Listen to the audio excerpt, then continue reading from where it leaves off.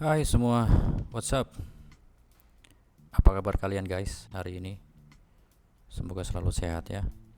Oke, quick update kali ini di episode ini gue mau bahas tentang radio Caca atau Raca. Gue bahas secara cepat aja, secara technical analysis ya. Tapi sebelumnya tetap Dior, do your own research. Gue bukan financial advisor dan video ini bukan untuk financial advice. Video ini cuma buat entertainment purpose ya, jadi tetap Dior. Oke, kita ke CoinMarketCap ya. Kita udah di CoinMarketCap sekarang. Radio Caca harga saat ini adalah 0,002216 US dollar, dan dalam waktu 24 jam terakhir ini mengalami penurunan sebesar 6,60% ya. Untuk volume hariannya 24 jam terakhir atau dalam 24 jam terakhir sebesar 26.762.782 US dollar. Ini mengalami kenaikan sebesar 50,89% secara volume, tapi secara market cap ini justru mengalami penurunan sebesar 6,62%, yaitu sebesar 402.811.281 US dollar. Kemudian untuk pergerakan harganya atau price actionnya di chart harian ini sempat ngedam di harga ini 0,002169, tapi ada sedikit reversal saat itu menyentuh harga ini, kemudian turun lagi dan ini naik lagi ya. Semoga ini pertanda bagus. Kita berharap sebagai holder, apalagi sebagai holder ya, kita berharap untuk harganya tetap naik setelah ini. Oke. Kemudian kalau kita ke CoinGecko, jadi menurut data di CoinGecko, jadi harga Raca ini turun dari all time high-nya di bulan November tanggal 14 2021 atau 2 bulan sebelumnya ini sebesar 81,3%. Besar banget men ini men. Gue juga gak expect bakal ngedam parah sebesar ini, tapi ya it is what it is ya. Sebagai holder kita tetap semangat nge-hold, kita tetap optimis, kita tetap percaya bahwa suatu saat dia akan reversal ke atas dan kita bakal take a profit secara maksimal ya.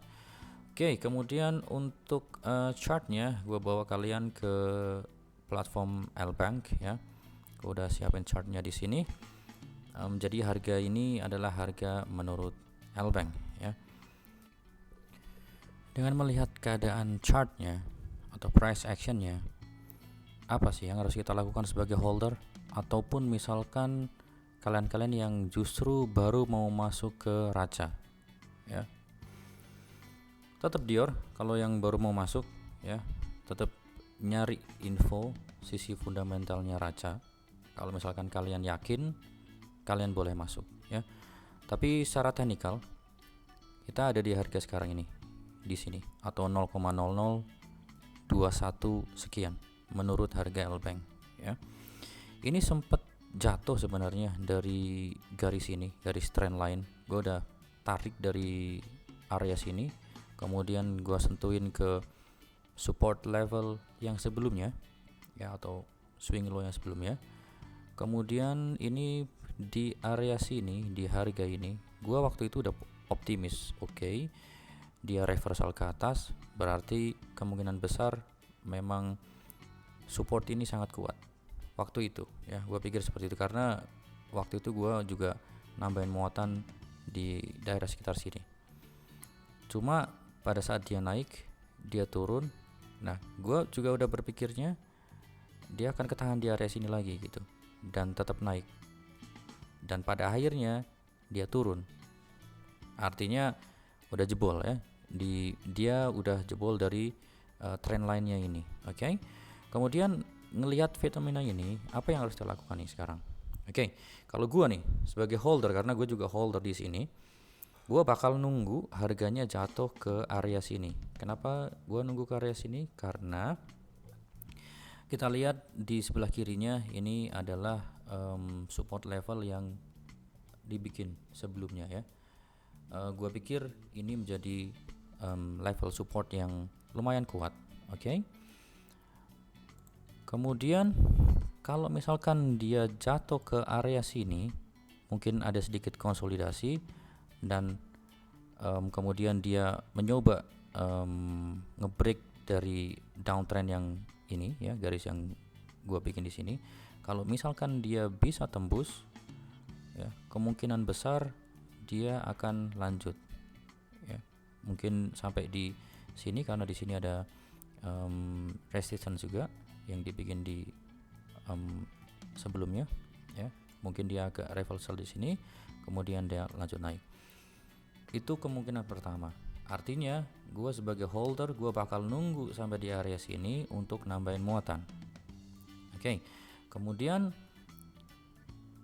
untuk kemungkinan yang kedua, ini skenario terburuk sebenarnya.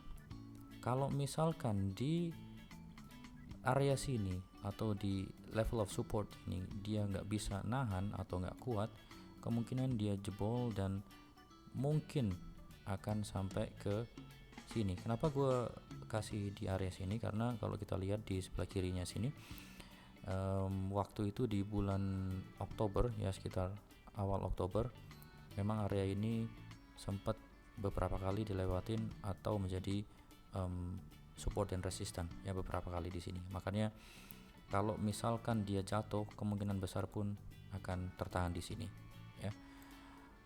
Kemudian mungkin dia akan konsolidasi di sini dan dia akan naik lagi ya, seperti itu.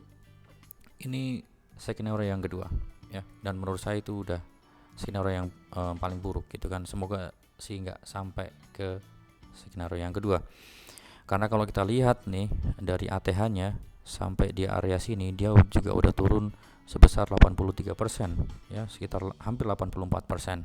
Kalau misalkan dia turun ke area sini, dia akan turun sekitar 92%, which is not a good sign ya, seperti itu.